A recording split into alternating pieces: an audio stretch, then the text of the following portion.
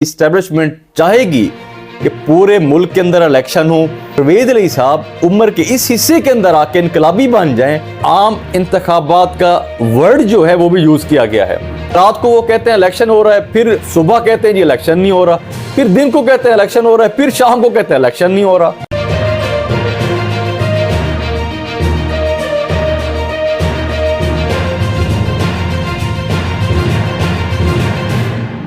बिस्मिल्लाहिर्रहमानिर्रहीम, अस्सलाम वालेकुम। मैं हूं हसनैन अल्ताफ और आप देख रहे हैं मेरा यूट्यूब चैनल। तो इमरान खान साहब ने एक स्टेटमेंट दी है जो कि मैं समझता हूं बहुत बड़ी स्टेटमेंट है।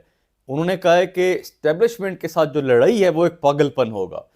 तो उन्होंने कहा कि मैं जो मेरे ऊपर जुल्म हुआ या आज़म सवाती साहब के ऊपर या शहबाज गिल साहब के ऊपर, तो मैं सारा कुछ भूलने के लिए तैयार हूँ। तो ये इमरान खान साहब की स्टेटमेंट थी। मतलब इमरान खान साहब ने एक तरह से हाथ आगे बढ़ा लिया है। तो खैर मैंने पहले भी पिछले व्लॉग के अंदर यही बोला था, जब एंकर इमरान रियाज साहब ने कहा था कि जी इस्टेब्लिशमेंट चाहेगी कि पूरे मुल्क के अंदर इलेक्शन हो, क्योंकि आसानी से धांधली भी की जा सके, नताइज भी बदले जा सकें। तो अब मैंने उस टाइम भी यही कहा था कि हर किसी का अपना ओपिनियन है, लेकिन जो मेरा ओपिनियन था तो मैंने यही कहा था कि इस टाइम इस्टेब्लिशमेंट का सियासत के अंदर कोई किरदार नज़र नहीं आ रहा। क्योंकि मैंने यही कहा था कि अगर इस्टेब्लिशमेंट का किरदार सियासत के अंदर अगर होता तो इतनी आसानी से ना ही एतमाद का वोट लिया जा सकता था और ना ही एतमाद का वोट लेने के बाद अगले दिन असम्बली डिसॉल्व की जा सकती थी। और ख़ास तौर पर जो मैंने बात की थी कि परवेज अली साहब उम्र के इस हिस्से के अंदर आके इनकलाबी बन जाएं, ये मुमकिन नहीं था। तो ये चीज़ें मैंने पहले कही हुई हैं, क्योंकि हर किसी का अपना ओपिनियन होता है। मेरा ओपिनियन यही था। तो मैं अभी भी यही कहूँगा कि इस्टेब्लिशमेंट, मुझे नहीं लगता कि इस टाइम उनका कोई किरदार सियासत के अंदर हो। मुझे तो ये लगता है कि इस्टेब्लिशमेंट जो उन्होंने फैसला किया है कि वो सियासत से दूर रहेंगे, तो उसी तरीके से वो सियासत से दूर रहकर, जहाँ तक मुझे लगता है कि इस्टेब्लिशमेंट ये देख रही है कि कौन से सियासतदान कितने पानी के अंदर हैं। तो अब खैर इस्टेब्लिशमेंट बैठकर ये देखेगी कि कौन से सियासतदान कितनी पावर के अंदर हैं। अब जो एक इशू है अभी, क्योंकि असम्बली तहलील के बाद जो एक अहम मसला है वो ये है कि जो कि एक निगरान सेटअप आना है। क्योंकि अब जो पाकिस्तान तहरीक इंसाफ की तरफ से कुछ नाम है, कुछ नाम हो गया जी पीडीएम की तरफ से। अब अगर इन पे ये कंप्रोमाइज़ नहीं करते, इनमें से कोई नाम सेलेक्ट नहीं होता, तो जाहिर सी बात है ये मामला फिर इलेक्शन कमीशन तक जाएगा। अब देखिए यहाँ पे आके जो मसला एक बनेगा, अब वो इस तरह बनेगा कि देखिए इस्टेब्लिशमेंट अभी तो दूर है सियासत से। अगर सियासतदान खुद उनको मजबूर ना करें तो, क्योंकि अगर ये खुद फैसला नहीं करते, जो कि मैं समझता हूं इनको करना चाहिए, इनको निगरान सेटअप बैठ कर तय कर लेना चाहिए। अगर ये नहीं करते तो मामला जाएगा इलेक्शन कमीशन तक। और इलेक्शन कमिश्नर जो हैं, इमरान खान साहब खुद कह चुके हैं, उनकी अपनी स्टेटमेंट्स, उनकी अपनी स्पीचेस मौजूद हैं। वो ये कह चुके हैं कि मुझे लगाने के लिए ताकतवर लोगों ने ही कहा था, मतलब इस्टेब्लिशमेंट का वो कहते हैं। तो अगर उन्होंने कहा था तो कल को निगरान सेटअप अगर वो लगाते हैं, तो उसमें कल को अगर पाकिस्तान तहरीक इंसाफ हार जाती है तो फिर वो कहेंगे जी ये तो उनकी तरफ से था।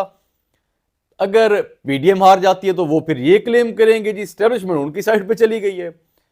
तो हालांकि इस तरह होना नहीं है। उनके पास तो पूरा मौका है, सियासतदानों के पास पूरा मौका है। वो बैठकर चीजें तय कर सकते हैं, अपने फैसले खुद कर सकते हैं। जो सियासी जो मसले हैं, जो सियासी मामलात हैं, वो बैठकर खुद हल कर सकते हैं।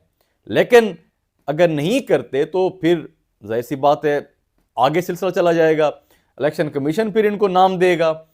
तो अब ये सिचुएशन होगी। लेकिन इसमें एक बड़ी एक और अहम बात है। अब जो नून लीग की क़यादत में से कुछ लोग हैं वो ये भी कह रहे हैं जी अब आम इंतखाबात के लिए नवाज शरीफ साहब, मरियम नवाज साहब हो सकता है कि इसी महीने के अंदर अंदर या अगले महीने के स्टार्ट में आ जाए। मतलब आम इंतखाबात का वर्ड जो है वो भी यूज किया गया है। तो हो सकता है कि पूरे मुल्क के अंदर इलेक्शन करवाने का भी सोचा जा रहा हो, क्योंकि नवाज शरीफ साहब को तो अभी लेके आना है। नवाज शरीफ साहब ने हर हाल में आना है अभी, क्योंकि उनके ऊपर जो केसेस हैं वो तो इजीली अब खत्म हो ही सकते हैं, क्योंकि अब इमरान खान साहब की हुकूमतें तो रही नहीं। अब मेरे ख्याल से उनको जेल भेजना भी बड़ा मुश्किल होगा नवाज शरीफ साहब को। तो इसीलिए नवाज शरीफ साहब पाकिस्तान के अंदर हो सकता है कि वो आ जाए, पॉसिबल है ये चीज़। और अपनी जो सियासत है, मेरे ख्याल से ये सियासत के अंदर एक बहुत बड़ा रिस्क होगा उनका, इमरान खान साहब के खिलाफ इस टाइम इलेक्शन लड़ना, कंपेन करना, क्योंकि इमरान खान साहब इस टाइम जिस पॉपुलैरिटी के ऊपर हैं, तो नवाज शरीफ साहब के लिए काफ़ी बड़ा चैलेंज भी है और बहुत बड़ा रिस्क भी है। लेकिन ये तो कन्फर्म है कि पाकिस्तान तहरीक इंसाफ जीत जाएगी, बाकी पार्टीज इकट्ठी भी हो जाएं तो वो नहीं जीत सकेंगे। लेकिन मैं समझता हूँ नवाज शरीफ साहब को आके पाकिस्तान के अंदर अपनी पार्टी को संभालना चाहिए, कंपेन भी करनी चाहिए, बेशक इलेक्शन हार जाए, कम से कम पार्टी का फ्यूचर तो बच जाए। और मैं समझता हूं कि इनको अलग इलेक्शन लड़ना चाहिए, एज ए पीडीएम नहीं लड़ना चाहिए इनको। तो इस तरह की कुछ डेवलपमेंट हो रही है कि इसमें एक जो खास और एक जो अहम बात होने जा रही है, अभी हो सकता है कि सदर साहब वजीर आजम साहब को एतमाद का वोट लेने के लिए कह दें। अगर शहबाज शरीफ साहब को एतमाद का वोट लेने के लिए कहते हैं तो बहुत सी इतलात हैं इस तरह की कि उनके पास नंबर्स पूरे नहीं हैं। अगर नंबर्स पूरे नहीं हैं तो एतमाद का वोट नहीं ले सकते। और उनकी पार्टी में से ये भी कहा जा रहा है कि बहुत से लोग पाकिस्तान तहरीक इंसाफ में शामिल भी होना चाहते हैं, उनकी टिकट के ऊपर इलेक्शन भी लड़ना चाहते हैं। क्योंकि जिस तरह की पॉपुलैरिटी है इमरान खान साहब की, पाकिस्तान तहरीक इंसाफ की, तो हर सियासतदान चाहेगा कि वो इस प्लेटफॉर्म पे इलेक्शन लड़े। तो इसमें कोई शक नहीं हो सकता मेरे ख्याल से। तो लेकिन इसके साथ साथ जो उनके इत्तेहादी हैं, खासतौर पर MQM, वो भी काफ़ी ब्लैकमेल कर रहे हैं, जी हम बस चले जाएंगे हुकूमत से, हम अभी छोड़ रहे हैं हुकूमत को।